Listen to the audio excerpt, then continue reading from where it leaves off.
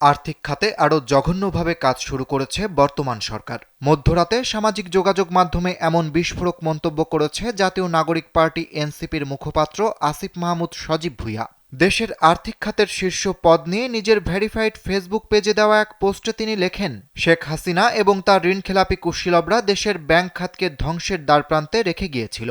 ঋণখেলাপিদের দুষ্ট চক্রের জন্য বাংলাদেশকে আইএমএফ সহ বিভিন্ন দেশের দ্বারে দ্বারে হাজির হতে হয়েছে আর্থিক খাতকে বাঁচিয়ে রাখতে। স্যান্ডেলিনা সো, রূপচর্চায় আভিজাত্য। সেখান থেকে অন্তর্বর্তীকালীন সরকার এই খাতকে টেনে তুলেছেন মাত্র ১.৫ বছরে। রিজার্ভ দ্বিগুণ করে রেখে যাওয়া সহ কিনারায় থাকা ব্যাংকগুলোকে পুনর্বাসন করা হয়েছে।